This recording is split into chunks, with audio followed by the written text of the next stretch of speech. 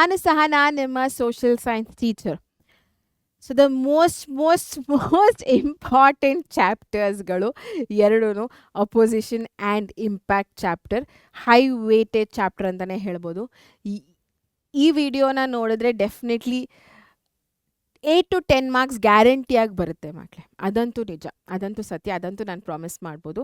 So ಆ ಕ್ವೆಶನ್ಸ್ಗಳ ಏನು and answers ಏನು ಅದಕ್ಕೆ ಅಂತ ಈಗ ನೋಡ್ತಾ ಹೋಗುವ, which is really important. Concentrate ಮಾಡಿ. It's gonna be a small ಚಿಕ್ಕ ವಿಡಿಯೋ ಬಿಕಾಸ್ ಆಲ್ರೆಡಿ ಪಾಠ ಮಾಡಿದ್ದೀನಿ. ಯಾರೆಲ್ಲ ಇನ್ನೂ ಪಾಠ ಕೇಳಿಲ್ವೋ ಈ ಕೂಡಲೇ ಹೋಗಿ ನಮ್ಮ ಒಂದು ಕೋರ್ಸ್ಗೆ ಜಾಯ್ನ್ ಆಗಿ, ಪ್ರಥಮ ಕೋರ್ ಅಥವಾ ಕೋರ್ ಪ್ಲಸ್ಸಲ್ಲಿ. ಸೊ ಅಲ್ಲಿ ರೆಕಾರ್ಡೆಡ್ ವೀಡಿಯೋಸ್ ಆಗಿ ನಿಮಗೆ ಕಾಣಿಸುತ್ತೆ, ಡೀಟೇಲ್ಡ್ ಎಕ್ಸ್ಪ್ಲನೇಷನ್ನ ಕೊಟ್ಟಿದ್ದೀವಿ. ಇಲ್ಲ ಅಂತಂದರೆ ನಮ್ಮ ಯೂಟ್ಯೂಬಲ್ಲಿ 1 ಶಾರ್ಟ್ ವೀಡಿಯೋಸ್ ಇದೆ, ಅದನ್ನು ಕೂಡ ನೀವು ನೋಡ್ಬೋದು. ಓಕೆ, ಸೊ ಹಾಗಾಗಿ ಫಟ ಅಂತ ಹೇಳ್ತಾ ಹೋಗ್ತೀನಿ, ಆಯಿತಾ. So first impact of British ರೂಲ್ನ ತಗೊಳ್ಳೋಣ. ಭಾರತದಲ್ಲಿ ಬ್ರಿಟಿಷ್ ಆಳ್ವಿಕೆಯ ಒಂದು ಪರಿಣಾಮಗಳು ತುಂಬ ಇಂಪಾರ್ಟೆಂಟ್ ಆಗಿರುವಂಥ ಒಂದು ಚಾಪ್ಟರು. 1 ಮಾರ್ಕ್ಗೆ ನಿಮ್ಮ ಬ್ಲೂ ಪ್ರಿಂಟಲ್ಲಿ ಕೊಟ್ಟಿರುವಂಥದ್ದು ಲಾಸ್ಟ್ ಇಯರ್. ಬಟ್ 1, 2, 3, 4 ಮಾರ್ಕ್ಸ್ ಎಲ್ಲದರಲ್ಲೂ ನೀವು ನೋಡ್ಬೋದು, ಆಯಿತಾ. ಅಷ್ಟು ಇಂಪಾರ್ಟೆಂಟು. ಇದರಲ್ಲಿ ದ ಮೋಸ್ಟ್ ಇಂಪಾರ್ಟೆಂಟ್ ಕ್ವೆಶನ್ಸ್ಗಳೇನಿದೆ ಅದನ್ನು ಈಗ ನಾನು ಹೇಳ್ತಾ ಹೋಗ್ತೀನಿ, ಆಯಿತಾ. Differentiate between the permanent zamindari system and ryotwari system. Okay, so ಕಾಯಂ ಜಮೀನ್ದಾರಿ ಪದ್ಧತಿ ಹಾಗೂ ರೋಹಿತ್ವಾರಿ ಪದ್ಧತಿಗಳ ನಡುವೆ ವ್ಯತ್ಯಾಸನ ತಿಳಿಸಿ. ಬರೀ ರೋಹಿತ್ವಾರಿ ಅಂತ ಕೇಳಿದರೆ ಈ ಒಂದು ಬ್ಲಾಕಲ್ಲಿ ಏನಿದೆ, ಈ ಒಂದು ಟೇಬಲಲ್ಲಿ ಏನಿದೆ ಅದನ್ನು ಬರೀತಾ ಹೋಗ್ಬೋದು, ಆಯಿತಾ. ಸೊ ಫಸ್ಟ್ ಯಾರು ಕಂಡುಹಿಡಿದ್ರು, ಯಾವಾಗ ಕಂಡುಹಿಡಿದ್ರು, ಅದು ಇಂಪಾರ್ಟೆಂಟ್ ಆಗುತ್ತೆ. ಲಾರ್ಡ್ ಕಾರ್ನ್ವಾಲಿಸ್ 1 ಮಾರ್ಕ್ ಕೂಡ ಇಂಪಾರ್ಟೆಂಟ್ ಆಗುತ್ತೆ. ಪರ್ಮನೆಂಟ್ ಜಮೀನ್ದಾರಿ ಸಿಸ್ಟಮ್ ಯಾರು ಕಂಡುಹಿಡಿದ್ರು ಅಂತ, ಆಯಿತಾ. ಸೊ ಎಲ್ಲೆಲ್ಲಿ ಕಂಡುಹಿಡಿತಾರೆ? ಬೆಂಗಾಲ್, ಆಂಧ್ರ ಆ್ಯಂಡ್ ವಾರಣಾಸಿ 1793ಅಲ್ಲಿ. ಇದು 1792ಅಲ್ಲಿ ಅಲೆಕ್ಸಾಂಡರ್ ರೀಡ್ ಅವರು ಬರಮಹಲ್ ರೀಜನಲ್ಲಿ ಸ್ಟಾರ್ಟ್ ಮಾಡುವಂಥದ್ದು. ಅಂದರೆ ನಾರ್ತ್ಗೆ, ಕೆಳಗಡೆಗೆ ಬರೋ ಅಷ್ಟೊತ್ತಿಗೆ, ಸೌತ್ಗೆ ಬರೋ ಅಷ್ಟೊತ್ತಿಗೆ 1801ಅಲ್ಲಿ ಥಾಮ್ಸನ್ ಮುನ್ರೋ ಅವರು ಮಡ್ರಾಸ್ ಹಾಗೂ ಮೈಸೂರು ರೀಜನಲ್ಲಿ ಸ್ಟಾರ್ಟ್ ಮಾಡುವಂಥದ್ದು ryotwari system. Next, zamindars benefited a lot by collecting excess money. ಹೆಸರಲ್ಲೇ ಇದೆ, ಕಾಯಂ ಜಮೀನ್ದಾರಿ. ಜಮೀನ್ದಾರ್ಸ್ಗೆ ಸಿಕ್ಕಾಪಟ್ಟೆ ಲಾಭ ಮಾಡ್ಕೋತಾರೆ. ಹೆಚ್ಚುವರಿ ಹಣ ಸಂಗ್ರಹಿಸುವ ಮೂಲಕ ಬಹಳಷ್ಟು ಪ್ರಯೋಜನ ಪಡೀತಾರೆ. ಇಲ್ಲಿ zamindars were not involved at all. ಜಮೀನ್ದಾರ್ಸ್ದು ಒಂದು ಏನು ಪಾತ್ರನೇ ಇರಲಿಲ್ಲ, ಬಿಕಾಸ್ ಡೈರೆಕ್ಟ್ ಕಂಟ್ರೋಲ್ ಹೋಗ್ತಾ ಇದ್ದು ಬ್ರಿಟಿಷ್ ಅವ್ರಿಗೆ. ಸೊ ಫಾರ್ಮರ್ಸ್ ಟು ಬ್ರಿಟಿಷ್, ಮಧ್ಯ ಮನುಷ್ಯ ಯಾರು ಇರಲಿಲ್ಲ ರೋಹಿತ್ವಾರಿಯಲ್ಲಿ. ಇಲ್ಲಿ farmers were not given the ownership at loss. Obviously ರೈತರು ಅಂತ ಬಂದಾಗ ಯಾವ ಸಿಸ್ಟಮಲ್ಲಿ ಹೋದ್ರೂ ಅವ್ರು ಲಾಸಲ್ಲೇ ಇರ್ತಾರೆ. ಬಟ್ ಅವ್ರಿಗೆ ಮಾಲೀಕತ್ವವನ್ನು ಕೂಡ ಕೊಟ್ಟಿರಲಿಲ್ಲ. ಬಟ್ ಇಲ್ಲಿಗೆ ಬರೋ ಅಷ್ಟೊತ್ತಿಗೆ farmers were given the ownership but suffered from 50% of ಟ್ಯಾಕ್ಸ್ಗಳು. ಅವ್ರು ಏನು ಪ್ರೊಡಕ್ಷನ್ ಮಾಡ್ತಾರೆ, ಏನು ಉತ್ಪಾದನೆ ಮಾಡ್ತಾರೆ, ಅದರಲ್ಲಿ 50% ಅಷ್ಟು ತೆರಿಗೆ ಆಗಿ ಕೊಡಬೇಕಿತ್ತು. ಸೊ ಅಲ್ಲೂ ಕೂಡ ಇವ್ರಿಗೆ ಲಾಸೆ. ಬಟ್ ಇಲ್ಲೇನಪ್ಪ ಅಂತಂದರೆ ಇವರುಗಳೇ ಮಾಲೀಕತ್ವವನ್ನು ವಹಿಸ್ತಾರೆ ರೈತರು, ಅಲ್ಲಿ ಇಲ್ಲ, ಆಯಿತಾ. ಸೊ ದಿಸ್ ಇಸ್ ಬೇಸಿಕಲಿ ನೀವು 3 ಮಾರ್ಕ್ ಕ್ವೆಶನ್ಗೆ ಎಕ್ಸ್ಪೆಕ್ಟ್ ಮಾಡ್ಬೋದು. ಸೊ 6 ಪಾಯಿಂಟ್ಸ್ ಇದೆ, ಅಂದರೆ 6 ಪಾಯಿಂಟ್ಸ್ ಅಂದರೆ 1, 2, 3, 4, 5, 6. ಸೊ ಇಷ್ಟು ಬರೆದ್ರೆ ನಿಮಗೆ 3 ಮಾರ್ಕ್ಸ್ ಬರುತ್ತೆ, ಆಯಿತಾ. Next, British revenue system affected Indian agriculture substantiate. So ಬ್ರಿಟಿಷರ ಆದಾಯ ವ್ಯವಸ್ಥೆಯು ಭಾರತೀಯ ಕೃಷಿ ಮೇಲೆ ಪರಿಣಾಮ ಬೀರಿತು, ಸಮರ್ಥಿಸಿ ಅಂತ ಕೇಳ್ತಾ ಇದ್ದಾರೆ. ಫಸ್ಟ್ ಆಫ್ ಆಲ್ ಹೊಸ ವರ್ಗನೇ ಸೃಷ್ಟಿಯಾಗೋಯ್ತು, ಜಮೀನ್ದಾರ್ಸ್ ಅನ್ನೋ ಒಂದು ವರ್ಗ. ಅದಾದಮೇಲೆ ಮೆತ್ತಗೆ ರೈತರು ನಿಧಾನವಾಗಿ ಭೂರಹಿತರಾದರು, ಲ್ಯಾಂಡ್ಲೆಸ್ ಆಗ್ತಾ ಹೋದರು. ಬಿಕಾಸ್ ಆಬ್ವಿಯಸ್ಲಿ ಜಮೀನ್ದಾರ್ಸ್ ಬರ್ತಾರೆ, ಟ್ಯಾಕ್ಸ್ಗಳನ್ನ ಕಟ್ಟಬೇಕಿತ್ತು, ಆಗಲಿಲ್ಲ ಅಂತಂದರೆ ಭೂಮಿನೇ ಮಾರಬೇಕಿತ್ತು, ಇಂಥ ಸಿಚುವೇಶನ್. ಅದು ನೋಡ್ತಾ ಹೋಗ್ಬೋದು. ಲ್ಯಾಂಡ್ ಬಿಕೇಮ್ ಅ ಕಮಾಡಿಟಿ, ಭೂಮಿ ಒಂದು ಸರಕಾಯಿತು. ಇವಾಗ ನಾನು ಇದನ್ನು ಎಷ್ಟಕ್ಕೆ ಮಾರಾಟ ಮಾಡಲಿ, ಇದರಲ್ಲಿ ನಾನು ಎಷ್ಟು ಸಂಪಾದನೆ ಮಾಡಲಿ, ಆ ಥರ ನೋಡೋಕ್ಕೆ ಹೋದ್ರು. ಅಪ್ಪ ನಾನು ಅದರಲ್ಲಿ ಹೊಟ್ಟೆ ತುಂಬಿಸ್ಕೊಳ್ತೀನಿ, ಭೂಮಿ ತಾಯಿ, ಈ ಕಾನ್ಸೆಪ್ಟ್ಸ್ ಎಲ್ಲ ಹೊಟ್ಟೋಯ್ತು, ಆಯಿತಾ. Many zamindars had to mortgage their lands, ಆಯಿತಾ. ಸೊ ಅನೇಕ ಜಮೀನ್ದಾರರು ತಮ್ಮ ಭೂಮಿಯನ್ನು ಗಿರಿವಿ ಕೂಡ ಇಡಬೇಕಾಗಿ ಬಂತು, ಮಾರ್ಟ್ಗೇಜ್ ಮಾಡಬೇಕಾಗಿ ಬಂತು. ಅಗ್ರಿಕಲ್ಚರ್ ಸೆಕ್ಟರ್ ಬಿಕೇಮ್ ಕಮರ್ಷಿಯಲೈಸ್, ಬರೀ ದುಡ್ಡು ಆ ಥರನೇ ನೋಡೋದಕ್ಕೆ ಶುರು ಮಾಡಿದ್ರು ಒಂದಷ್ಟು ಇರುವಂಥ ಜಾಗನ. ಮನಿ ಲ್ಯಾಂಡರ್ಸ್ ಕೂಡ ಸ್ಟ್ರಾಂಗ್ ಆಗ್ತಾ ಹೋದರು. ಸೊ ಹಣ ಲೇವಾದೇವಿಗಳು ಯಾರು ಸಾಲ ಕೊಟ್ಟಿರ್ತಾರೋ, ಸೊ ಅವರು ಕೂಡ ಬಡ್ಡಿ ತಿಂದು ಅವರು ಕೂಡ ಪ್ರಬಲರಾದರು. Farmers and agriculture labourers did not get regular works. ಅಲ್ಲಿ ಜಾಗನೇ ಇಲ್ಲ, ಭೂಮಿನೇ ಇಲ್ಲ ಅಂತಂದರೆ ಇನ್ನೇನು. ಸೊ ರೈತರಿಗೆ, ಕಾರ್ಮಿಕರಿಗೆ ಯಾರಿಗೂ ಕೆಲಸ ಅನ್ನೋದು ಸಿಗ್ತಾ ಹೋಗಲಿಲ್ಲ. Farmers way born in debt, lived in debt and died in debt. 1 mark ಕೂಡ ಇಂಪಾರ್ಟೆಂಟ್ ಆಗುತ್ತೆ, ಆಯಿತಾ. ಸೊ ರೈತರು ಸಾಲದಲ್ಲೇ ಜನಿಸ್ತಾರೆ, ಸಾಲದಲ್ಲೇ ಬದುಕ್ತಾರೆ, ಸಾಲದಲ್ಲೇ ಸಾಯ್ತಾರೆ ಅನ್ನೋ ಒಂದು ಲೈನ್ನ ಬರೀತಾರೆ. ಇದನ್ನು ಯಾರು ಹೇಳ್ತಾರೆ ಅಂತ ನಂಗೆ ಕೆಳಗಡೆ ಕಮೆಂಟ್ ಸೆಕ್ಷನಲ್ಲಿ ಬೇಗ ತಿಳಿಸಿ. ಹೂ ಟೋಲ್ಡ್ ದಿಸ್ ಲೈನ್, ಆಯಿತಾ. It is a very famous line and ಇದು ನಿಜ ಕೂಡ, ಹೌದಾ ಅಲ್ವಾ? So tax was paid more than they produced in farms. So ಅವ್ರು ಏನು ಉತ್ಪಾದನೆ ಮಾಡ್ತಾರೆ ಅದಕ್ಕಿಂತ ಜಾಸ್ತಿ ತೆರಿಗೆಯನ್ನು ಪಾವತಿಸಲು ಹೇಳ್ತಾರೆ. ಆಯಿತಾ?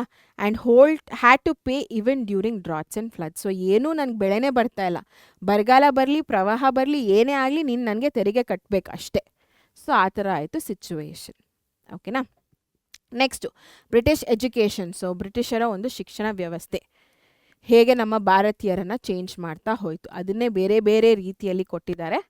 ಆನ್ಸರ್ ಒಂದೇ ಆಗುತ್ತೆ. Okay. So develop modernity, secularism, democratic attitude, rationality, nationalistic ideals, all of that. ಆಯಿತಾ? ಸೊ ಆಧುನಿಕತೆ ಕಾಲಕ್ಕೆ ತಕ್ಕಂಗೆ ಚೇಂಜ್ ಆಗ್ತಾ ಹೋದರು. ಸೆಕ್ಯುಲಾರಿಸಮ್ ಎಲ್ಲರೂ ಒಂದೇ ಅಂತ ಹೇಳ್ತಾ ಹೋದರು. ಜಾತ್ಯತೀತತೆ, ಪ್ರಜಾಸತ್ತಾತ್ಮಕ ಅಂದರೆ ನನ್ನ ನಾಯಕನ ನಾನು ಆಪ್ಟ್ ಮಾಡ್ತೀನಿ, ನಾನು ವೋಟ್ ಮಾಡಿ ನಾನು ಸೆಲೆಕ್ಟ್ ಮಾಡ್ತೀನಿ ಅಂತ ಹೇಳುವಂಥದ್ದು. ವೈಚಾರಿಕತೆ, ಯಾವುದನ್ನು ಮೂಢನಂಬಿಕೆಗಳನ್ನ ನಂಬ್ದಿರ ಏನಕ್ಕೆ ಏನು ಅಂತ ಕೇಳೋ ಅಂಥದ್ದು. ಆ್ಯಂಡ್ ರಾಷ್ಟ್ರೀಯತೆಯ ಒಂದು ಆದರ್ಶಗಳು. ಸೊ ನನ್ನ ದೇಶ ನನ್ನ ಊರು ಅನ್ನೋದು ಕೂಡ ಜಾಸ್ತಿ ಆಗ್ತಾ ಹೋಯಿತು. Impetus to local impetus to local literature, language, ಸ್ಥಳೀಯ ಸಾಹಿತ್ಯ ಭಾಷೆಗಳಿಗೆ ಪ್ರಚೋದನೆ. ಆಯಿತಾ? ಸೊ ನನ್ನ ದೇಶ ಅಂತ ಬಂದಾಗ there are so many languages, local language, ಇವಾಗ Telugu, Tamil, Kannada, Marathi, all of these things. So ಅದಕ್ಕೆ ನಾನು ಜಾಸ್ತಿ ಪ್ರಾಮಿನೆನ್ಸ್ ಕೊಡೋದಕ್ಕೆ ಶುರು ಮಾಡ್ತೀನಿ. ಪೀರಿಯಾಡಿಕಲ್ಸ್, ನಿಯತಕಾಲಿಕಗಳು, ಇವಾಗ weekly magazines, monthly magazines. So ಇದೆಲ್ಲ ಪೀರಿಯಾಡಿಕಲ್ಸ್ ಆನ್ ಲೈಕ್ ರೆಗ್ಯುಲರ್ ಇಂಟರ್ವಲ್ಸಲ್ಲಿ ಬರ್ತಾ ಹೋಗುತ್ತೆ. ಆಯಿತಾ?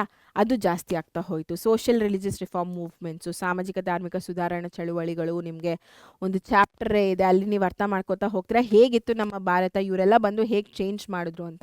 ಸೊ ಆಲ್ಮೋಸ್ಟ್ ಈ ಲೀಡರ್ಸ್ ಎಲ್ಲ ಬ್ರಿಟಿಷ್ ಎಜುಕೇಷನ್ ಮುಖಾಂತರನೇ ಎಜುಕೇಷನ್ನ ಪಡ್ಕೊಂಡು ಬಂದಂಥವ್ರು. ಸೊ ಚೇಂಜಸ್ನ ತೊಗೊಬರ್ತಾರೆ, ಹೊಸ ಚಿಂತನೆ, ಫ್ರೆಶ್ ಥಿಂಕಿಂಗ್ ಶುರು ಆಗುತ್ತೆ. Influence freedom struggle across the world. So ಇಡೀ ಒಂದು ಪ್ರಪಂಚದಲ್ಲಿ ಬರೀ ಭಾರತ ಒಂದೇ ಬ್ರಿಟಿಷರ ಅಡಿ ಇರಲಿಲ್ಲ, ಸುಮಾರು ದೇಶಗಳ ಅಡಿ ಇತ್ತು. ಸೊ ಅವರೆಲ್ಲ ಹೇಗೆ ಹೋರಾಟ ಮಾಡ್ತಾ ಇದ್ದಾರೆ, ನಾನು ಹೇಗೆ ಮಾಡಬೇಕು ಅನ್ನೋದು ಗೊತ್ತಾಗ್ತಾ ಹೋಯಿತು. ಥ್ರೂ ಏನೋ ನನ್ನ ಲ್ಯಾಂಗ್ವೇಜಲ್ಲೇ ನನಗೆ ಅರ್ಥ ಆಗ್ತಾ ಬಂತು, ನನ್ನ ಲ್ಯಾಂಗ್ವೇಜೇ ನನಗೆ ಎಲ್ಲ ಹೇಳ್ಕೊಡ್ತಾ ಬಂತು. ಪ್ರತಿ ವಾರ ಪ್ರತಿ ತಿಂಗಳು ನನಗೆ ಎಲ್ಲ ಏನೇನು ಆಗ್ತೈತೆ ಅನ್ನೋದು ಗೊತ್ತಾಗ್ತಾ ಇತ್ತು. On a daily basis news ಪೇಪರ್ಸ್ನ ಮುಖಾಂತರ ಗೊತ್ತಾಗ್ತಾ ಹೋಯಿತು. ಸೊ ಹಾಗಾಗಿ ಇದು ಕೂಡ ಜಾಸ್ತಿ ಆಯಿತು. Appreciation for their rich tradition. So ನಮ್ಮ ಶ್ರೀಮಂತ ಇತಿಹಾಸಕ್ಕೆ ಒಂದು ಮೆಚ್ಚುಗೆ ಅನ್ನು ನಾವು ಕೊಡ್ತಾ ಹೋಗ್ತೀವಿ. ಸೊ ನಮ್ಮನ್ನು ನಾವು ಬೆಳೆಸ್ತಾ ಹೋಗ್ತೀವಿ. That is very important. ಆಯಿತಾ?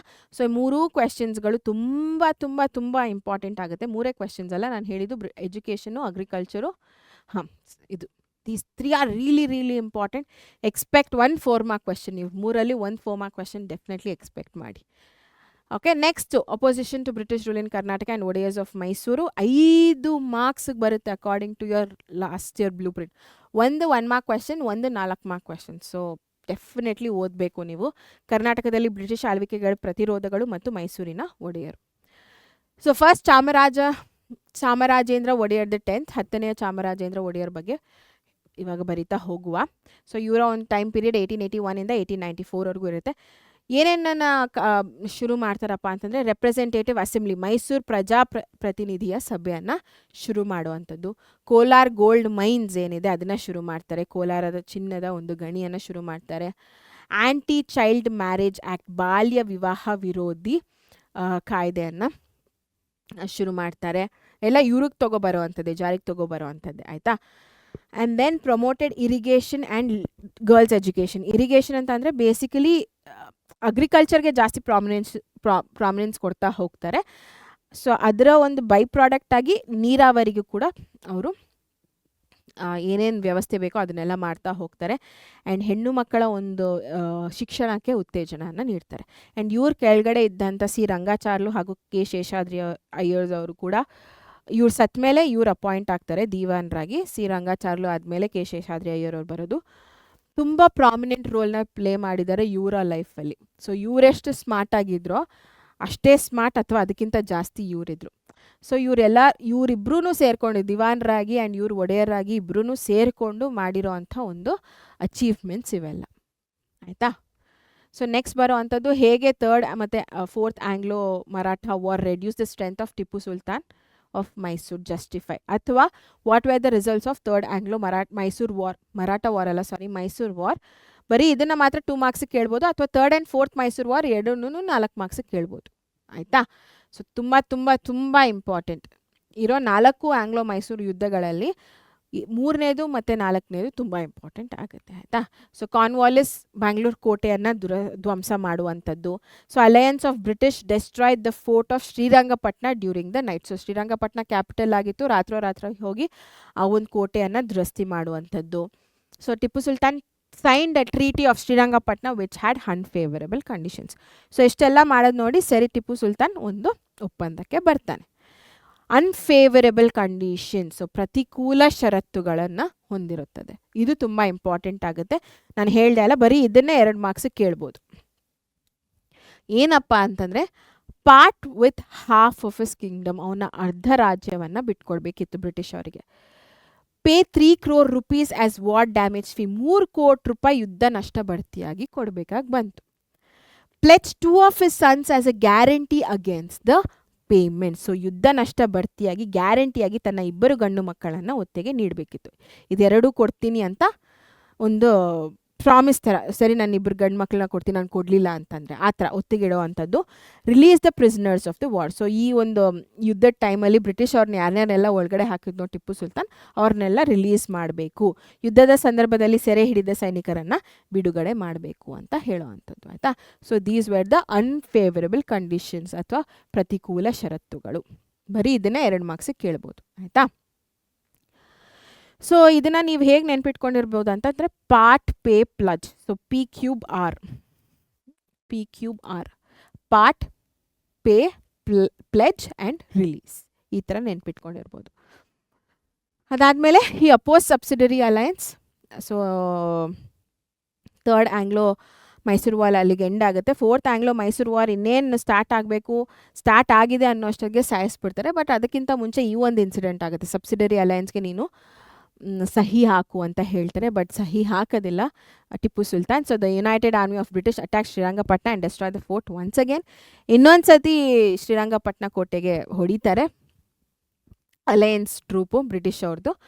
And British kill Tipu Sultan in 1799 British Tipu ಸುಲ್ತಾನನನ್ನು ಕೊಳ್ತಾರೆ. ನನಗೆ ಕಮೆಂಟ್ ಸೆಕ್ಷನಲ್ಲಿ ಈ ಒಂದು ಮೈತ್ರಿ ಏನಿದೆ, ಅಲಯನ್ಸ್ ಏನಿದೆ ಬ್ರಿಟಿಷ್ ಅವರೊಡನೆ ಇನ್ನೂ 2 ಇರ್ತಾರೆ. ಸೊ ಅವ್ರು ಯಾರು ಅಂತ ನನಗೆ ಕಮೆಂಟ್ ಸೆಕ್ಷನಲ್ಲಿ ತಿಳಿಸಿ. ಸೊ ಒಟ್ಟಿಗೆ ಅಲಯನ್ಸ್ ಅಂತ ಯಾರ್ಯಾರು ಇರ್ತಾರೆ, ಬ್ರಿಟಿಷ್ ಯಾರು ಆ್ಯಂಡ್ ಯಾರು, ಬೇಗ ಕಮೆಂಟ್ ಸೆಕ್ಷನಲ್ಲಿ ತಿಳಿಸಿ. ಜಲ್ದಿ ಆಯಿತಾ? ಎಸ್, ನಾನು ಆಮೇಲೆ ಹೋಗಿ ನೋಡ್ತೀನಿ. Next, how did Dhondia Wagh fight against the British? Very very important. Dhondia Wagh ಬ್ರಿಟಿಷರ ವಿರುದ್ಧ ಹೇಗೆ ಹೋರಾಟ ಮಾಡ್ತಾನೆ. ಸೊ ಅವನದೇ ಆದಂಥ ಒಂದು ಸ್ವಂತ ಆರ್ಮಿಯನ್ನು ಕಟ್ಕೋತಾನೆ. ಬಿದನೂರು, ಶಿವಮೊಗ್ಗ ಕೋಟೆಗಳನ್ನು ವಶಪಡಿಸ್ಕೋತಾನೆ. ಚಿತ್ರದುರ್ಗ ಕೋಟೆ ವರ್ಲ್ಡ್ ಫೇಮಸ್ಸು, ಅದನ್ನು ಕೂಡ ವಶಪಡಿಸ್ಕೋಬೇಕು ಅಂತ ಅನ್ಕೋತಾನೆ. ಬಟ್ ವಿಫಲನಾಗ್ತಾನೆ, ಆಗೋದಿಲ್ಲ.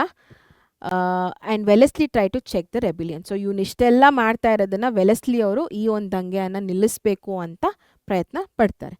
ಅದಕ್ಕೋಸ್ಕರ British attack on Shivamogga, Honnali and Harihar ಅದರಲ್ಲಿ ದಾಳಿಯನ್ನು ಮಾಡ್ತಾರೆ ಬ್ರಿಟಿಷ್ ಅವರು. Captured of Shikaripura, Dhondia's flight to Gooty. So Dhondia ಅಂದ ತಕ್ಷಣ ಒಂದು ಕಡೆಯಿಂದ ಇನ್ನೊಂದು ಕಡೆಗೆ ಹೇಗೆ ಹೋಗ್ತಾ ಇರ್ತಾನೆ ಬ್ರಿಟಿಷ್ ಅವರಿಂದ ತಪ್ಪಿಸ್ಕೊಂಡೆ. ಆ್ಯಂಡ್ ಯೆಟ್ ಲಾಸ್ಟ್ವರೆಗೂ ಹೇಗೆ ಅವನು ಫೈಟ್ ಬ್ಯಾಕ್ ಮಾಡ್ತಾನೆ, ಸೋಲೋದಿಲ್ಲ ಅನ್ನೋದೇ ಇದೊಂದು ಸ್ಟೋರಿ ಆಗಿರುತ್ತೆ. ಸೊ ಶಿಕಾರಿಪುರ ಕ್ಯಾಪ್ಚರ್ ಮಾಡ್ತಾರೆ ಬ್ರಿಟಿಷ್ ಅವರು. ಸೊ ಹಾಗಾಗಿ ಡೋಂಡಿಯಾವಾಗ್ ಗುತ್ತಿಗೆ ಹೋಗ್ತಾನೆ. ಸೊ ಮತ್ತೆ ಗುತ್ತಿಗೆ ಬರ್ತಾರೆ, ಗುತ್ತಿಗೆ ಬಂದಾಗ ನಿಜಾಮ್ ಅವ್ರ ಕಡೆಯಿಂದ ಅಟ್ಯಾಕ್ ಆಗುತ್ತೆ. ಆವಾಗ ಮತ್ತೆ ಮರಾಠ ರೀಜನ್ಗೆ ಹೋಗ್ತಾನೆ. ಆಯಿತಾ? ಸೊ ನಿಜಾಮನಿಂದ ಗುತ್ತಿಯ ಮೇಲೆ ದಾಳಿ. ಸೊ ಮರಾಠರ ಪ್ರದೇಶಕ್ಕೆ ಡೋಂಡಿಯಾವಾಗ್ ದುಸ್ಥಿತಿ ಆಗ್ತಾನೆ. And continued is what despite defeat to the Maratha. So ಮರಾಠರ ಸೋಲಿನ ಒಂದು ಹೊರತಾಗಿ ತನ್ನ ಯುದ್ಧವನ್ನು ಆದರೂ ಮುಂದುವರಿಸ್ತಾನೆ ಇರ್ತಾನೆ. ಆ್ಯಂಡ್ ಒಂದು ಪಾಯಿಂಟ್ ಆಫ್ ಟೈಮಲ್ಲಿ ಪಾಳೆಗಾರರು ಆ್ಯಂಡ್ ಫ್ರೆಂಚರು ಯಾರು ಬ್ರಿಟಿಷರ ವಿರುದ್ಧ ಇದ್ರೋ ಅವರಿಬ್ಬರೂ ಕೂಡ ಡೋಂಡಿಯಾವಾಗ್ಗೆ ಸಪೋರ್ಟ್ ಮಾಡ್ತಾರೆ. ಸೊ ಪಾಳೆಗಾರರಿಂದ ಉತ್ತೇಜನ ಆ್ಯಂಡ್ ಫ್ರೆಂಚ್ ಕಡೆಯಿಂದ ಬೆಂಬಲವನ್ನು ವಿಸ್ತರಣೆ ಮಾಡ್ತಾರೆ. But the British army kept on following Dhondia. ಆಯಿತಾ? ಸೊ ಡೋಂಡಿಯಾನ ಬಿಡಬಾರ್ದು ಅಂತ ಹಿಂಬಾಲಿಸ್ತಾನೆ ಇರ್ತಾರೆ. ಆ್ಯಂಡ್ ಶಿರಹಟ್ಟಿಯಲ್ಲಿ ಅವನ ಒಂದು ಫಾಲೋವರ್ಸ್ ಯಾರಿದ್ದಾರೆ ಅವ್ರನ್ನ ಕ್ಯಾಪ್ಚರ್ ಮಾಡ್ತಾರೆ. ಸೊ ಶಿರಹಟ್ಟಿ ವಶ ದೋಂಡ್ಯ ಅನುಯಾಯಿಗಳು ಯಾರಿದ್ದಾರೆ ಅವನ ಕೊಳ್ತಾರೆ ಆಯಿತಾ. So the British attacked from all directions, ಎಲ್ಲ ದಿಕ್ಕುಗಳಿಂದ ಬರ್ತಾರೆ. And was caught between Maratha and Nizam's army. The British attacked him near Yalaparvi and killed Dhondia at Konagal ಆಯಿತಾ. ಸೊ ಯಲಪರ್ವಿಯಲ್ಲಿ ಅವನ ದಾಳಿ ಮಾಡಿ ಕೊನಗಲ್ ಅಲ್ಲಿ ಅವನ್ನ ಕೊಲ್ತಾರೆ. So capture arms and ammunitions by the British. So ಅವನ ಹತ್ರ ಇದ್ದಿದ್ದಂಥ ಒಂದು ಶಸ್ತ್ರಾಸ್ತ್ರಗಳು, ಮದ್ದುಗುಂಡುಗಳಿದೆಲ್ಲ ಏನಿದೆ ಅದನ್ನು ವಶಪಡಿಸ್ಕೋತಾರೆ ಬ್ರಿಟಿಷರು. ಸುಮ್ಮನೆ why to go in waste ಅಂತ ಅದನ್ನು ವಶಪಡಿಸ್ಕೊಂಡು ಉಪಯೋಗಿಸ್ಕೊಳ್ಳೋ ಅಂಥದ್ದು ಆಯಿತಾ. So that was about Dhondia Wagh. A very very very very important 4 mark question ಆಯಿತಾ. ಸೊ 8 ಪಾಯಿಂಟ್ನ ನೆನ್ಪಿಟ್ಕೊಂಡಿರಿ, that is more than enough. Okay. So next, explain the rebellion of Bedas of Halagali. ಹಲಗಳ್ಳಿಯ ಬೇಡರ ಒಂದು ಬಂಡಾಯವನ್ನು ವಿವರಿಸಿ ಅಂತ ಕೇಳ್ತಾ ಇದ್ದಾರೆ. So the British ban the usage of weapons in 1857. So 1857 first war of Indian independence, ಅದನ್ನು ನೆನ್ಪಿಟ್ಕೊಂಡಿರಿ. ಶಸ್ತ್ರಾಸ್ತ್ರಗಳ ಬಳಕೆಯನ್ನು ನಿಷೇಧಿಸ್ತಾರೆ. ಬೇಡಾಸ್ ಕೆಪ್ ದ ಗನ್ಸ್ ಆಯಿತಾ, ಬಿಕಾಸ್ ಅದು ಅವರ ಒಂದು ಪದ್ಧತಿ ಆಗಿತ್ತು. ಸೊ ಹಾಗಾಗಿ ಅವರು ಬಂದೂಕುಗಳನ್ನ ಇಟ್ಕೋತಾ ಇದ್ರು. ಬಟ್ ಇವ್ರು ಯಾರೋ ಬಂದು ಹೇಳ್ತಾ ಇದ್ದಾರೆ ನಮಗೆ ನಮ್ಮ ಪದ್ಧತಿಯನ್ನು ನಾವು ಹೇಗೆ ಚೇಂಜ್ ಮಾಡ್ಕೊಳ್ಳೋದು ಅಂತ ಶುರು ಆಗುವಂಥದ್ದೇ ಇದು ಈ ಒಂದು ದಂಗೆ ಆಯಿತಾ. So rebelled when they were ask to surrender the firearms. ಬಂದೂಕುಗಳನ್ನು ಒಪ್ಪಿಸಲು ಕೇಳಿದಾಗ ರೆಬಿಲಿಯನನ್ನು ಶುರು ಮಾಡ್ತಾರೆ. Bedas of Mantur, Bodani and Alagundi also join along with Bedas of Halagali. ಇವರು ಕೂಡ ಜಾಯಿನ್ ಆಗ್ತಾರೆ. The British army enter the Halagali. ಊರಿಗೆ ಬರ್ತಾರೆ, ಎಂಟ್ರಿಯನ್ನು ಕೊಡ್ತಾರೆ, ಪ್ರವೇಶ ಮಾಡ್ತಾರೆ, ಸಪ್ರೆಸ್ ಮಾಡ್ತಾರೆ, ನಿಗ್ರಹಿಸ್ತಾರೆ ಬೇಡರನ್ನು. And rebels were hang till dead. So ಯಾರ್ಯಾರೆಲ್ಲ ಇವರ ವಿರುದ್ಧ ಹೋಗ್ತಾರೋ ಅವ್ರನ್ನ ಗಲ್ಲಿಗೆ ಏರಿಸ್ತಾರೆ. ಸೊ ಅಲ್ಟಿಮೇಟ್ಲಿ ಈ ಒಂದು ಚಾಪ್ಟ್ರಲ್ಲಿ ಬ್ರಿಟಿಷ್ ಅವ್ರದ್ದೇ ಎತ್ತಿತ್ಕೈ ಆಗುತ್ತೆ ಪ್ರತಿಯೊಂದು ಯುದ್ಧ, ಪ್ರತಿಯೊಂದು ರೆಬೆಲ್ ದಂಗೆಯಲ್ಲೂ. ಬಟ್ ಲಾಸ್ಟ್ವರೆಗೂ ಇವಾಗ ಬೇಡಾಸ್ ಅಂದಿದ ತಕ್ಷಣ ಅವ್ರು ಸ್ವಲ್ಪ ವೀಕರ್ ಸೆಕ್ಷನ್ಗೆ ನಾವು ನೋಡ್ಬೋದು ಕಂಪೇರ್ಡ್ ಟು ಬ್ರಿಟಿಷ್. ಬಿಕಾಸ್ ಅವ್ರ ಪಾಡಿಗೆ ಅವ್ರು ಇದ್ದಂಥವ್ರು, ಅವರ ಒಂದು ಜನಾಂಗ ಕೂಡ ತುಂಬ ಕಮ್ಮಿ ಜನ ಇದ್ದರು, ಪಾಪ್ಯುಲೇಷನ್ ಅಷ್ಟು ಜನ ಇರಲಿಲ್ಲ ಬ್ರಿಟಿಷ್ ಅವ್ರಿಗೆ ಕಂಪೇರ್ ಮಾಡಿದ್ರೆ. ಸೊ ಅಂಥವರು ಕೂಡ ಹೋರಾಟ ಮಾಡ್ತಾರೆ ಕೊನೆವರೆಗೂ ಬಿಟ್ಕೊಡ್ದಿರ. ಸೊ ಆ ಸ್ಪಿರಿಟ್ ಇದೆಯಲ್ಲ ಅದನ್ನು ನೀವು ಅಳವಡಿಸ್ಕೋಬೇಕು. ಲಾಸ್ಟ್ ಕೊನೆ ತನಕ ಆ್ಯಟ್ ಎನಿ ಕಾಸ್ಟ್ ಯಾವುದೇ ವಿಷಯ ಆಗಲೂ ನಾನು ಬಿಟ್ಕೊಡೋದಿಲ್ಲ ಅಂತ ಹೇಳೋ ಅಂಥದ್ದೇ ಈ ಒಂದು ಸ್ಟೋರೀಸ್ ಎಲ್ಲನೂ ಆಯಿತಾ. ಎಸ್. ಸೊ ನೆಕ್ಸ್ಟ್ ತುಂಬ important another important question, Nalvadi Krishnaraja ಒಡೆಯರ್ದು ಅಚೀವ್ಮೆಂಟ್ಸ್ ಆಯಿತಾ. ಸೊ 4 ಮಾರ್ಕ್ಸು ಕೇಳ್ತಾರೆ, 3 ಮಾರ್ಕ್ಸು ಕೇಳ್ತಾರೆ. ಯಾವುದಕ್ಕೂ 8 ಪಾಯಿಂಟ್ಸ್ಗಳನ್ನ ನೆನ್ಪಿಟ್ಕೊಂಡಿರಿ ಆಯಿತಾ. So under his rule the Dewans render selfless service. So same 10ನೇ ಚಾಮರಾಜೇಂದ್ರ ಒಡೆಯರ್ ಹೇಗಿದ್ದಾರೆ, ಯುರೋಪ್ ಟೈಮ್ ಪೀರಿಯಡಲ್ಲೂ ಕೂಡ ದಿವಾನ್ರು ಯಾರಿದ್ದಾರೆ ಅವರು ತುಂಬ ಸ್ಮಾರ್ಟಾಗಿ ವೈಸಾಗಿ ಇದ್ದಂಥವ್ರು ಆ್ಯಂಡ್ ತುಂಬ ಹೆಲ್ಪ್ ಮಾಡ್ತಾರೆ ಆಯಿತಾ. ಸೊ ಇವ್ರಿಗೆ ತುಂಬ ಆಸಕ್ತಿ ಇತ್ತು ಶಿಕ್ಷಣನ ಜಾಸ್ತಿ ಮಾಡಬೇಕು ಅಂತ, ಹರಡಿಸ್ಬೇಕು, spreading. Abolished fees in primary school. So ಪ್ರಾಥಮಿಕ ಶಾಲೆಗಳಲ್ಲಿ ಶುಲ್ಕವನ್ನು ರದ್ದುಗೊಳಿಸ್ತಾರೆ. ಗರ್ಲ್ಸ್ ಎಜುಕೇಷನ್, ಬಾಲಕಿಯರ ಶಿಕ್ಷಣಕ್ಕೆ ಸಹಾಯನ ಮಾಡ್ತಾರೆ. ಮೈಸೂರು ಯೂನಿವರ್ಸಿಟಿಯನ್ನು ಸ್ಥಾಪನೆ ಮಾಡ್ತಾರೆ. ಇಂಡಿಯನ್ ಇನ್ಸ್ಟಿಟ್ಯೂಟ್ ಆಫ್ ಸೈನ್ಸ್, ಭಾರತೀಯ ವಿಜ್ಞಾನ ಸಂಸ್ಥೆಯನ್ನು ಸ್ಥಾಪನೆ ಮಾಡ್ತಾರೆ. Scholarships was given to education for foreign country. So ವಿದೇಶಕ್ಕೆ ಹೋಗಿ ಯಾರೆಲ್ಲ ಓದಬೇಕು ಅಂತ ಅನ್ಕೋತಾರೋ ಅವರು ಕೂಡ ವಿದ್ಯಾರ್ಥಿ ವೇತನವನ್ನು ಕೊಡುವಂಥದ್ದು ಆಯಿತಾ, ಸ್ಕಾಲರ್ಶಿಪ್ಸ್ಗಳನ್ನ ಕೊಡ್ತಾರೆ. ಆ್ಯಂಡ್ ಅದು ಅಪಾರ್ಟ್ ಫ್ರಮ್ ದ್ಯಾಟ್ ಇದೆಲ್ಲ ಎಜುಕೇಷನ್ ಕಡೆಗೆ ಬರುತ್ತೆ ಮಕ್ಕಳೇ. ಸೊ ಎಜುಕೇಷನ್ಗೆ ಏನು ಮಾಡಿದ್ರು ಅಂದರೆ ಇಷ್ಟೆಲ್ಲ ಬರೀಬೋದು. ಜಸ್ಟ್ ಇದನ್ನು 2 ಮಾರ್ಕ್ಸಿಗೆ ಕೇಳ್ಬೋದು. ಎಜುಕೇಷನ್ ಸೆಕ್ಟರಲ್ಲಿ ಅವರ ಅಚೀವ್ಮೆಂಟ್ಸ್ ಏನು, ಶಿಕ್ಷಣದ ಒಂದು ಆ ಒಂದು ಫೀಲ್ಡಲ್ಲಿ ಅವರ ಒಂದು ಅಚೀವ್ಮೆಂಟ್ಸ್ ಏನು ಅಂತ ಕೇಳ್ಬೋದು. ಅಪಾರ್ಟ್ ಫ್ರಮ್ ದ್ಯಾಟ್ ಇರಿಗೇಷನ್, ನೀರಾವರಿ ಆಗಿರ್ಬೋದು, ಅದರಲ್ಲಿ ಸ್ಪೆಷಲ್ ಇಂಟ್ರೆಸ್ಟ್ನ ತೋರಿಸೋ ಅಂಥದ್ದು. Barrage was constructed across Kaveri near Belagola ಆಯಿತಾ. ಸೊ ಬ್ಯಾರೇಜ್ಗಳನ್ನು ನಿರ್ಮಿಸಲಾಯಿತು, ರೈಲ್ವೆ ಮಾರ್ಗಗಳನ್ನು ಹಾಕಲಾಯಿತು. ಲೆಜಿಸ್ಲೇಟಿವ್ ಕೌನ್ಸಿಲ್ ವಾಸ್ ಫಾರ್ಮ್, ಶಾಸಕಾಂಗ ಪರಿಷತ್ತನ್ನು ರಚನೆ ಮಾಡ್ತಾರೆ. ಇಂಡಸ್ಟ್ರೀಸ್, ಕೈಗಾರಿಕೆಗೆ ಸಣ್ಣ ಮತ್ತು ದೊಡ್ಡ ಪ್ರಮಾಣದಲ್ಲಿ ಪ್ರಾರಂಭ ಮಾಡ್ತಾರೆ. Encourage musicians, fine arts, art and architecture, ಸಂಗೀತಗಾರರು, ಲಲಿತ ಕಲೆಗಳು, ಕಲೆ ಮತ್ತು ವಾಸ್ತುಶಿಲ್ಪವನ್ನು ಕೂಡ ಪ್ರೋತ್ಸಾಹನೆ ಮಾಡ್ತಾರೆ. ಸೊ ನೀವಿಲ್ಲಿ ನೋಡ್ಬೋದು ಬೇಸಿಕಲಿ ಎಲ್ಲ ಸೆಕ್ಟರ್ಸ್ ಆಯಿತಾ, ಎಲ್ಲ ಫೀಲ್ಡಲ್ಲಿ ಕೂಡ ಇಂಟ್ರೆಸ್ಟ್ ಇಟ್ಟು ಆ್ಯಂಡ್ ಎಲ್ಲ ಫೀಲ್ಡಲ್ಲಿ ಕೂಡ ಒಂದಲ್ಲ ಒಂದು ಅಚೀವ್ಮೆಂಟ್ ಮಾಡಿದ್ದಾರೆ ಕೃಷ್ಣರಾಜ ಒಡೆಯರು ಆಯಿತಾ. So very very very important ಈ ಒಂದು ಕ್ವೆಶನ್. ನಾನು ಹೇಳ್ತಾ ಇದ್ದೀನಲ್ಲ, ಮಾರ್ಕ್ ಮೈ ವರ್ಡ್ಸ್, ಬಂದೇ ಬರುತ್ತೆ. ಎಸ್ ಮಕ್ಕಳೇ, ಸೊ ಗೊತ್ತಾಯ್ತಲ್ಲ ದ ಮೋಸ್ಟ್ ಇಂಪಾರ್ಟೆಂಟ್ ಕ್ವೆಶನ್ಸ್ಗಳು ಏನಿದೆ ಈ ಒಂದು ಹೈ ವೇಟೆಡ್ ಚಾಪ್ಟರ್ಸ್, 2 ಚಾಪ್ಟರ್ಸ್ಗಳಿಂದ ಅಂತ. ಸೊ ಇದನ್ನು ಮಿಸ್ ಮಾಡೋದಕ್ಕೆ ಹೋಗಬೇಡಿ ಓದೋದು. ಗ್ಯಾರಂಟಿ 8 to 10 ಮಾರ್ಕ್ಸ್ ಬಂದೇ ಬರುತ್ತೆ. ಓಕೆ, ಸೊ ಇಷ್ಟ ಆಗಿದ್ರೆ ಲೈಕ್ ಮಾಡಿ ಆ್ಯಂಡ್ ಯಾರೆಲ್ಲ ಇನ್ನೂ ಸಬ್ಸ್ಕ್ರೈಬ್ ಆಗಿಲ್ವೋ ಈ ಕೂಡಲೇ ಹೋಗಿ ಸಬ್ಸ್ಕ್ರೈಬ್ ಆಗಿ. ನಾನು ನೆಕ್ಸ್ಟ್ ಕ್ಲಾಸ್ ಜೊತೆ ನಿಮ್ಮ ಮುಂದೆ ಸಿಗ್ತೀನಿ. Until then signing off Sahana. Take care. ಬಾಯ್.